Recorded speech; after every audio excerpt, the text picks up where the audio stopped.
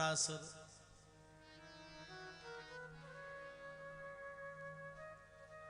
ये वृत्रासुर नाम का जो दैत्य है बड़ा भयावह था महाराज, बड़ा दुष्ट प्रवृत्ति का ही।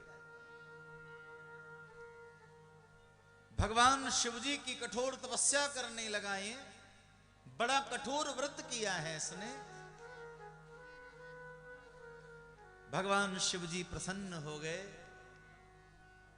और प्रसन्न होकर के इस वृकासुर से कहा, दैत्यराज वृकासुर, तुम्हारी भक्ति से हम प्रसन्न हैं, कुछ वरदान मांगो, हम तुमको मनचाहा वरदान देना चाहते हैं, बताओ क्या भाव है तुम्हारे अंदर।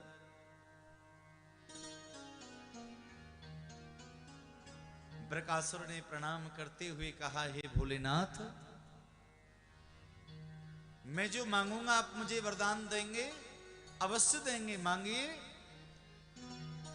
तो कहा, महाराज मुझे ऐसा वरदान दे दो कि मेरी मृत्यु ना हो, मैं अमर हो जाऊं। भगवान शिव जी ने कहा, भैया ये अमर होने वाला वरदान हम नहीं दे सकते, कुछ और मांग लीजिए तुम।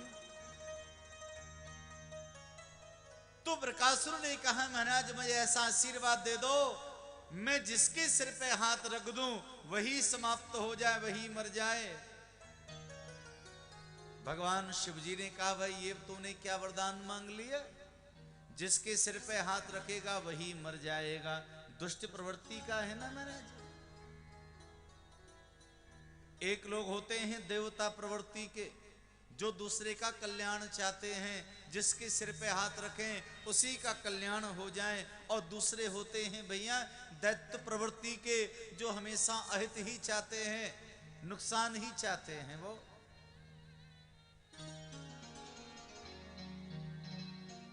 तो वृकासुर ने कहा कि महाराज मैं जिसके सिर पे हाथ रखूं वही समाप्त हो जाए। और तो कहा, ठीक है हम तुमको वरदान दे रहे हैं, जिसके सिर पे तुम हाथ रखोगे वही समाप्त हो जाएगा, वही मर जाएगा।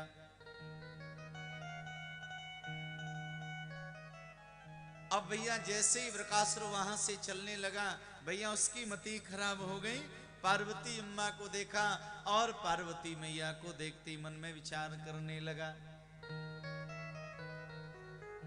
या भोले बाबा ने बड़ी सहज भाव से मुझे आशीर्वाद दिया है, जिसके सिर पे हाथ रखूंगा वही मर जाएगा। पहले ऐसा है मैं शिव के ऊपर ही प्रैक्टिकल करके देख लेता हूं।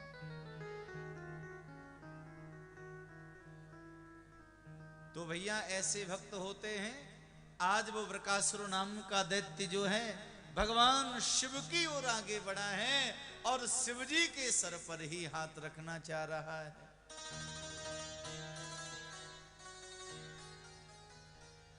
सोई भगवान भोलेनाथ ने कहा, भैया तू इधर क्यों आ रहा है? अरे मैंने तुमको आशीर्वाद दे दिया, आगे बढ़ो ना, जाओ ना। वृकासुर ने कहा, महाराज आपने वरदान झूठा दिया है या सच्चा वरदान दिया है, मुझे कैसे पता लगे? कैसे पता लगेगा मुझे? इसलिए मैं तुम्हारे सर पर ही हाथ रख के देखना चाहता हूं।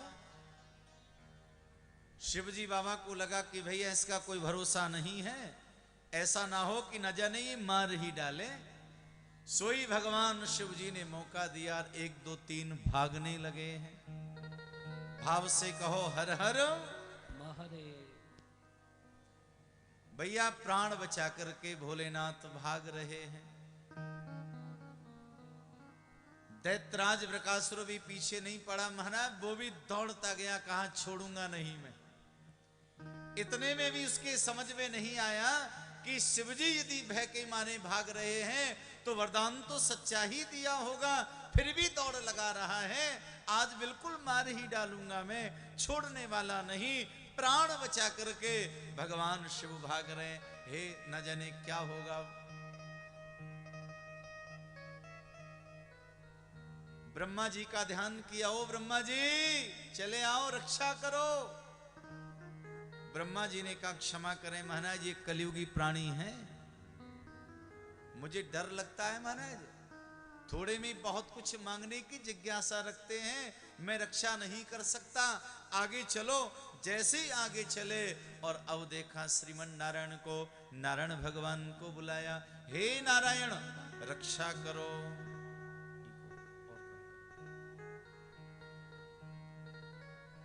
नारायण भगवान आए और कहा भैया क्या बात है।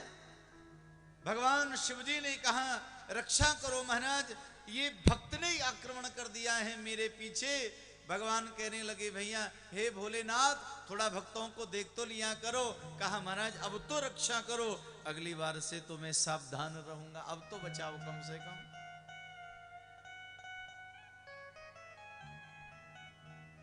तो वो भगवान शिवजी तो आगे निकल गए और दैत्राज वृकासुर जैसे ही जाने लगा, भगवान श्रीमन नारायण ब्रह्मचारी का रूप लेके प्रकट हो गए। बोले ब्रह्मचारी भगवान की जय।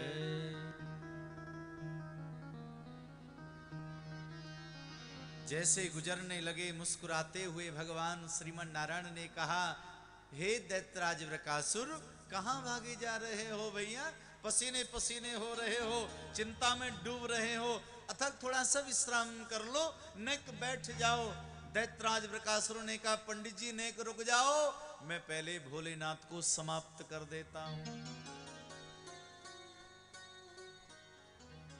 ब्रह्मचारी भगवान कहने लगे बताओ, अरे उन्होंने तुम्हारा बिगाड़ा क्या है, क्यों दौड़ रहे हो। दैत्यराज वृकासुर ने कहा महाराज क्या बताऊं, एक वरदान मुझे दे दिया, जिसके सिर पे हाथ रखोगे वही मर जाएगा, तो मैं उनके सिर पे हाथ रख के ये देखना चाहता हूं वरदान झूठा दिया है या सच्चा। श्रीमन नारायण भगवान कहने लगे बस इतनी सी बात है और तुम पसीने पसीने हो रहे हो। अरे भोले बाबा को मैं बहुत अच्छी तरह जानता हूं, उनके पास कोई दूसरा वरदान नहीं है, एक ही वरदान है, जिसके सिर पे हाथ रखोगे वही मर जाएगा। मैंने भी व्रत किया और मुझे भी यही वरदान दिया, पर मैं तुम्हारी तरह भगा नहीं, मैंने तो अपने सर पर ही हाथ रख के देख लिया। तो भैया तुम ऐसा करो, कहीं दौड़ लगाने की आवश्यकता नहीं है, अपने हाथ को अपने सर पर ही रख करके आप देख लीजिए महाराज वरदान सच्चा है या झूठा। दैत्यराज वृकासुर कहने लगा महाराज अगर मैं मर गया तो। बोले एकदम हाथ मत रखना, धीरे से रखना, अगर करंट सा लगे तो समझ लेना वरदान सच्चा है। तो अपना हाथ ऐसे कर लिया वृकासुर ने। भगवान नारायण बोले कुछ लग रहा है। बोले महाराज मुझे तो कोई भी महसूस नहीं हो रहा है, कुछ भी नहीं लग रहा है। तो भगवान ने कहा रख लीजिए। जैसे ही सर पे हाथ रखा और भगवान ने कहा भस्म,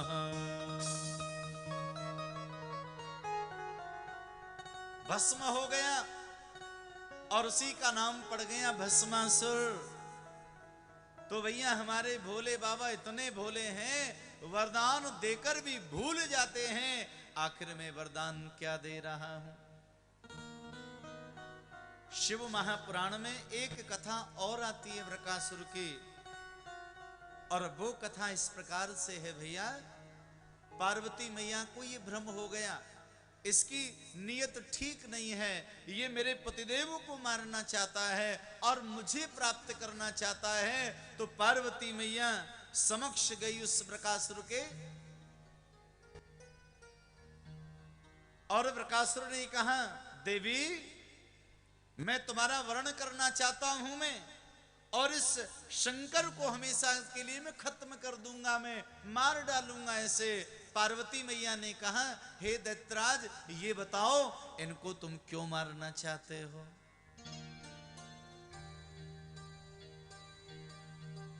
कहा देवी मैं तुम्हारा वर्ण करना चाहता हूं, तुम्हें प्राप्त करना चाहता हूं, और ये शिव व्यवधान बनेगा। पार्वती मैया ने कहा चिंता न करो, मैं भी इनसे बहुत तंग आ गई हूं। भांग धतूरा खाते रहते हैं, शमशान में पड़े रहते हैं, अंग में भभूति रमाए बैठे रहते हैं ध्यान में। मैं भी बहुत परेशान हूं, लेकिन सुनो दैत्यराज, भगवान शिव में भले ही कमी बहुत है, लेकिन एक गुण इनके अंदर इतना बड़ा है, वो गुण ऐसा है, उस गुण की वजह से वरवश मैं इनके बिना रह नहीं पाती।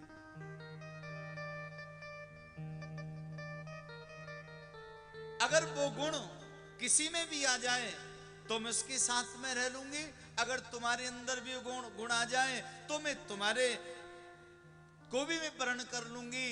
तो बृकासुर ने कहा, देवी बताओ वो कौन सा गुण है जिसे मैं प्राप्त कर लेता हूं। पार्वती मैया ने कहा, देखो दैत्यराज, शिवजी बाबा के अंदर भले ही दोष बहुत हैं, लेकिन एक सबसे बड़ा गुण ये है, ये जो तांडव करते हैं, ये जो नृत्य करते हैं, ऐसा नृत्य पूरे ब्रह्मांड में दूसरा कोई नहीं करता है। अगर तुम तांडव करो, तुम यदि जान जाओ, तुम यदि सीख जाओ और मुझे वो तांडव करके दिखाओ तो मैं तुम्हारा वर्ण कर लूंगी। बृकासुर ने कहा, देवी मैं करूंगा तो सही, लेकिन कौन मुझे सिखाएगा। पार्वती मैया ने कहा, वो चिंता न करो, तांडव करना मैं तुमको सिखा दूंगी।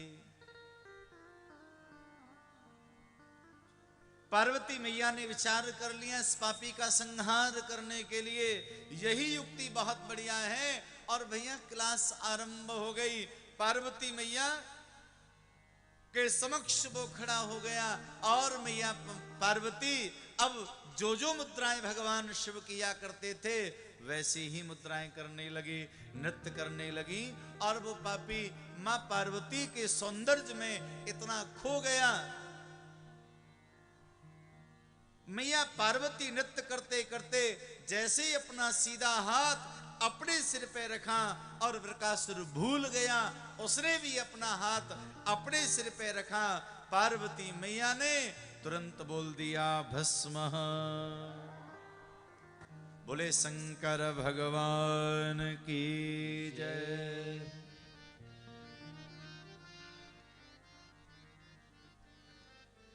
नाम पड़ गया भस्मासुर। ऐसे हैं हमारे भोले बाबा, एक क्षण भी ये विचार नहीं करते कि कोई क्या मांग रहा है। सामने वाले ने जो याचना करी तुरंत भोलेनाथ प्रदान कर देते हैं महाराज, दे देते हैं। ऐसे भगवान शिवजी महाराज हैं।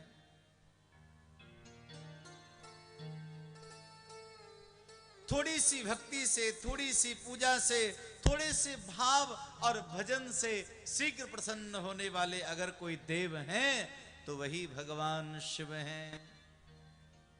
एक बार भाव से बोलिए, हर हर महादेव। हाँ,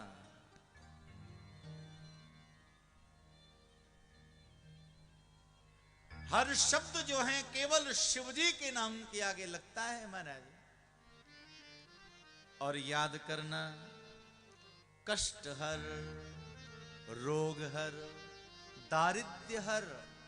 जो हमारे जीवन में जितनी अज्ञानता है, जितनी मूढ़ता है, जितने भी क्लेश हैं, जितने संताप हैं, उनका हरण करने का सामर्थ्य यदि किसी देव में है तो वो महादेव हैं।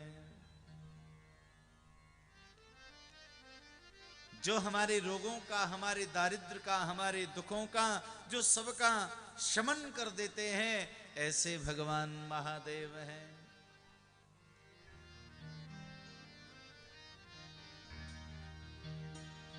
ऐसे भगवान शिवजी बाबा हैं। एक बार आइए हम सब बड़े भाव और प्रेम से भगवान शिवजी बाबा के पावन चरणों में चलते हुए जय जयकार करेंगे। कैलाश के निवासी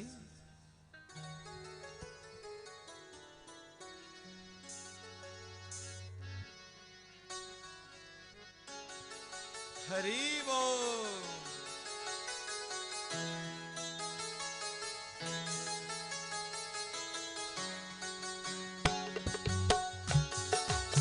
ताली बजाते गाइए हरि बोल।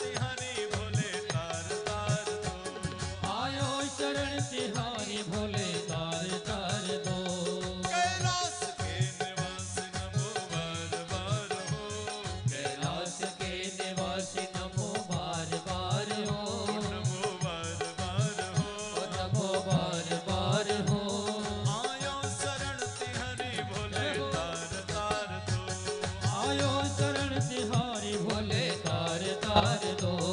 हरि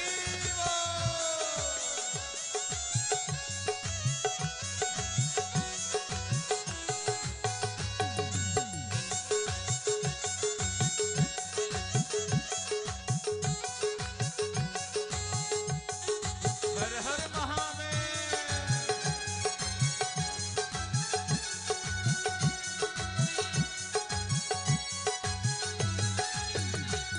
बखान क्या करूं मेरा आँखों के ढेर का, बखान क्या करूं मेरा आँखों के ढेर का। बखान क्या करूं मेरा आँखों के ढेर का, बखान क्या करूं मेरा आँखों के ढेर का। लिपटी भभूत में है खजाना कुबेर का, लिपटी भभूत में है खजाना कुबेर का। लिपटी भभूत में खजाना कुबेर का। लिपटी भभूत में है खजाना कुबेर का। है गंगाधार मुक्ति द्वार ओंकार तो, है गंगाधार मुक्ति द्वार ओंकार तो। है गंगाधार मुक्ति द्वार ओंकार तो, है गंगाधार मुक्ति द्वार ओंकार तो। आयो शरण ते हरि भोले तार तार तो, आयो शरण तिहारी भोले तार तार तो। आयो शरण ते हरि भोले तार तार तो। ओ आयो शरण तिहारी भोले तार तार तो। जय हो।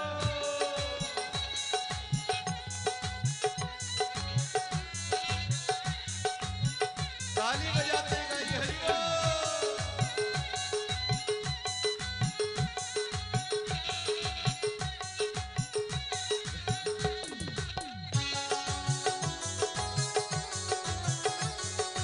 हर हर महादेव।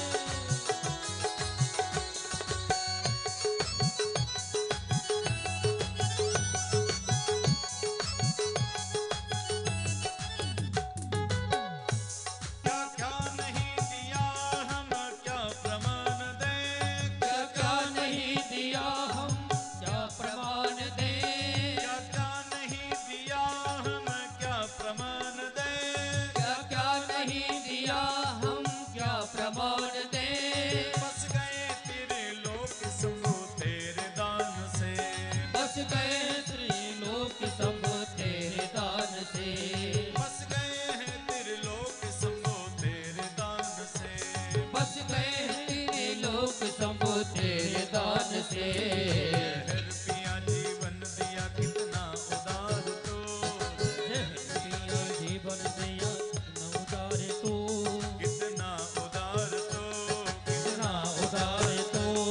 आयो शरण ते हरि भोले तार तार तो, आयो शरण तिहारी भोले तार तार तो। आयो शरण ते हरि भोले तार तार तो। आयो शरण तिहारी भोले तार तार तो। कैलाश के निवासी नमो बार बार हो, कैलाश के निवासी नमो बार बार नमो बार बार हो। हो। नमो बार बार हो। आयो शरण ते हरि भोले तार तार तो, आयो शरण तिहारी भोले तार तार तो। आयो शरण ते हरि भोले तार तार तो, आयो शरण तिहारी भोले तार तार तो। आयो शरण ते हरि भोले तार तार तो, आयो शरण तिहारी भोले तार तार तो। आयो शरण ते हरि भोले तार तार तो, आयो शरण तिहारी भोले तार तार तो। भोले तार तार तो। तेरी भोले मेरे भोले मेरे भोले भोले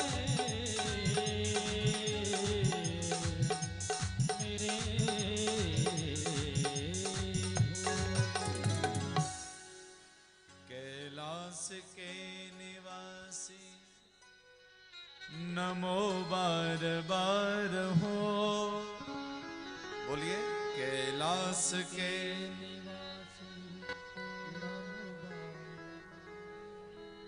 आयो शरण तिहरी भोले तार तार तू।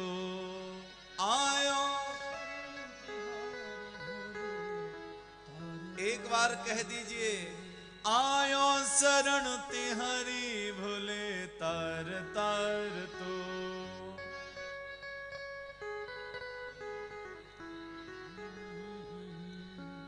बोले शंकर भगवान की जय।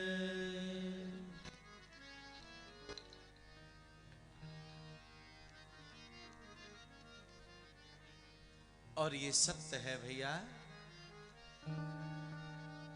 जो शिवजी बाबा की शरण ग्रहण कर लेंगे वो तर जाएंगे,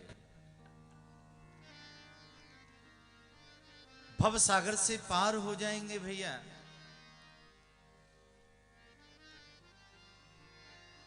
और अब भगवान श्री सुत जी महाराज एक बड़ी दिव्य कथा श्रवण करा रहे हैं महात्म की। और महात्म का मतलब होता है महिमा।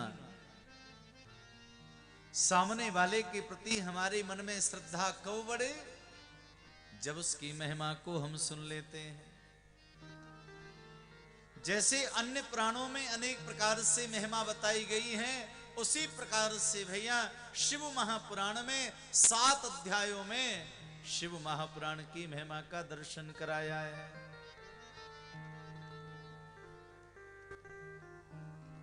और भैया किसी ने कहा शिव महापुराण यदि महान है, श्रेष्ठ है, अपनी प्रशंसा अपने द्वारा क्यों? बड़े बड़ाई ना करे, बड़े न बोले बोल, हीरा मुख से कब कहे लाख है मेरो मोल। जो वास्तव में बड़ा है वो कभी नहीं कहता कि मैं बड़ा हूं। तो श्रीमद ये शिव महापुराण जो है, इसके महत्व में महाराज प्रशंसा का दर्शन। तो भगवान सुत जी ने कहा है सौनकादिक महात्माओं, शिव पुराण की महिमा शिव पुराण ने नहीं, स्कंद पुराण, पद्म पुराण, नारद पुराण, ब्रह्म वैवर्त पुराण, अनेक पुराणों ने शिव महापुराण की महिमा की भूरी भूरी प्रशंसा करते हुए बताया है। सभी पुराणों में शिव महापुराण श्रेष्ठ है। जीवन को आगे बढ़ाएं, कोई भी हम आगे मार्ग प्रशस्त करें तो उसका अंत होता है, मंजिल आ जाती है, शेष होता है। तो सबका जो शेष है वो शेष केवल भगवान शिव हैं। आपने देखा होगा अनेक मंदिरों में दर्शन के लिए आप जाते हैं तो अनेक मंदिरों में सीढ़ी चढ़ के जाना पड़ता है। मंदिर दर्शन करने के लिए आपको चढ़ना पड़ता है, आगे बढ़ना पड़ता है। लेकिन शिव पूजा एक ऐसा मंदिर है, शिव जी ऐसी जगह पर विराजते हैं जहां चढ़ के नहीं जाना पड़ता, वहां उतर के जाना पड़ता है। और देवताओं की पूजा खड़े होके की जाती है और शिवजी बाबा की पूजा बैठ करके, झुक के, क्योंकि भगवान ने इस भूमि की आधार प्राप्त किया हुआ है। भूमि गतः, इस समस्त भूमंडल पर, इस पृथ्वी देवी पर आधार बन करके भगवान शिव विराजमान है। भैया ये अंतिम यात्रा है हमारी भक्ति की, हमारे ज्ञान की, हमारे वैराग्य की, हमारे जीवन की, भगवान शिव के समीप में पहुंचना।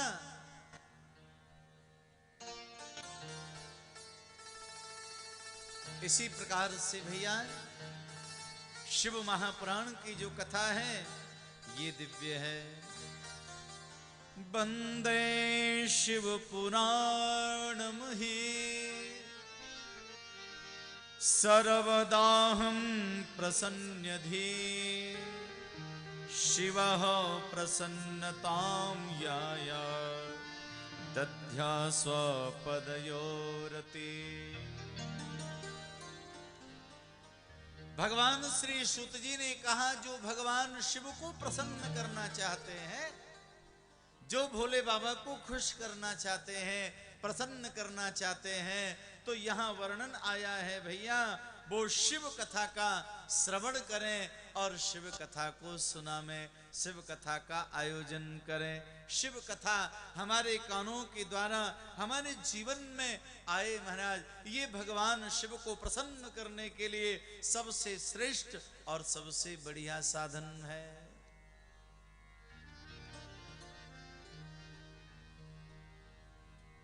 ऐसी है ये दिव्य कथा।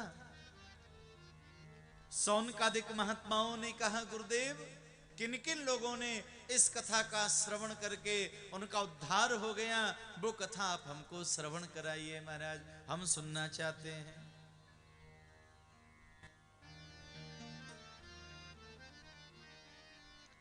तो महात्म के दूसरे अध्याय में भगवान श्री शुत जी वर्णन करने लगे, हे महात्माओं, एक किरात नाम का नगर था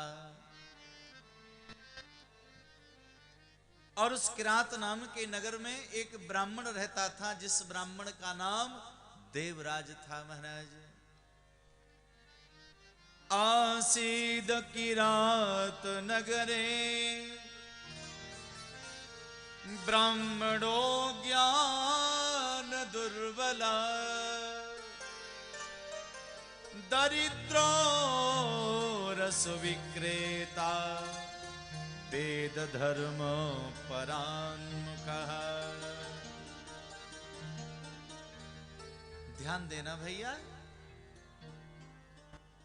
एक किरात नाम का नगर था। किरात कहते हैं, कोल भील नाम की एक जाति होती है जिसको किरात बोलते हैं। और उस किरात नाम के नगर में एक ब्राह्मण रहता था, जिस ब्राह्मण का नाम था देवराज। जाति से ब्राह्मण है लेकिन कर्म से ब्राह्मण नहीं है भैया। ब्राह्मण के कर्म शास्त्रों में 6 बताए हैं। यज्ञ करना, यज्ञ कराना, दान लेना, दान देना, वेद पढ़ना, वेद पढ़ाना, ये 6 कर्म हैं ब्राह्मण के। और भैया 6 कर्मों से जो पारंगत है, परिपूर्ण है, वह ब्राह्मण है। लेकिन महाराज ये देवराज नाम का ब्राह्मण, ये जाति से ब्राह्मण है लेकिन कर्म से ब्राह्मण नहीं है। नाम बहुत अच्छा है, देवराज। देवराज किसे कहते हैं? देवराज कहते हैं इंद्र को, जो देवताओं का राजा है उसे कहते हैं देवराज। नाम अच्छा है, जन्म अच्छे स्थान पर हुआ है, लेकिन भैया कोई ब्राह्मण जैसा गुण इसके जीवन में नहीं है। ये काम क्या करता है? रस विक्रेता।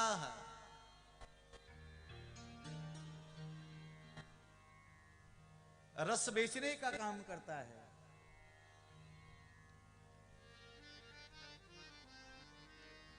और उसी से अपने जीवन को चला रहा है ये महाराज।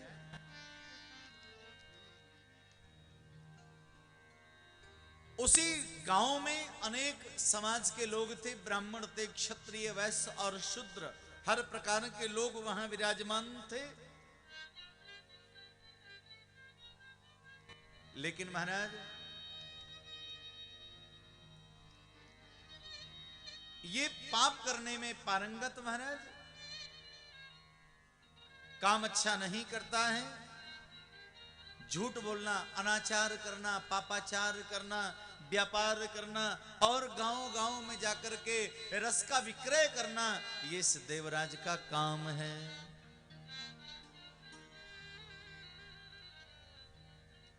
सो महाराज भगवान श्री शुत जी महाराज वर्णन करने लगे। धीरे धीरे महाराज समय व्यतीत हुआ। ये इतना पापी था, इस देवराज ब्राह्मण ने अपने माता पिता की भी हत्या कर डाली महाराज। इसको सुनना पसंद नहीं। जो भी आए अपनी इच्छा से करता है, स्वेच्छाचारी है, अनाचार करता है, पापाचार करता है, दुराचार करता है और अपनी जीविका को चलाने के लिए महाराज इसने अपने परिवारीजनों को मार डाला, यहां तक अपने माता पिता की हत्या इसने कर डाली।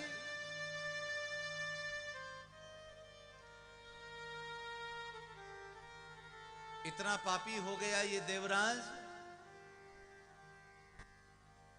महाराज पाप करते करते ये वृद्ध हो गया। एक बार क्या हुआ है, उस किरात नगर के जितने भी लोग थे सब एकत्रित हो गए महाराज। और उन नगर के लोगों ने मन ही मन विचार किया कि हम तीर्थ यात्रा क्यों जाएं, कभी जीवन में तीर्थ यात्रा के लिए गए नहीं। आज सभी गांव के लोग तैयार हुए और तीर्थ यात्रा के लिए प्रस्थान करने लगे हैं।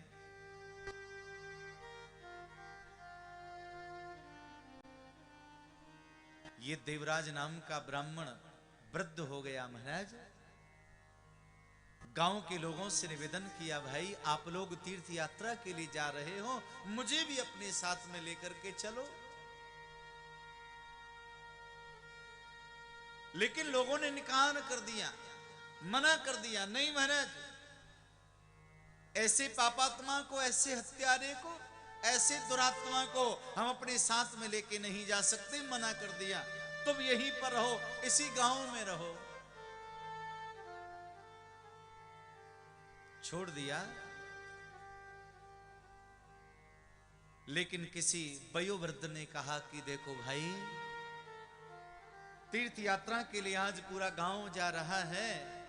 अरे इस देवराज ब्राह्मण ने पाप तो भैया बहुत किए हैं, लेकिन इतने गांव के सब लोग तीर्थ यात्रा के लिए जा रहे हैं, ये भी यदि साथ में चला जाएगा तो कौन सी बुरी बात है, चलने दो, क्या फर्क पड़ता है। तो आज उस वयोवृद्ध की बात मानी और उस देवराज ब्राह्मण को भी लोगों ने अपने साथ में ले लिया है।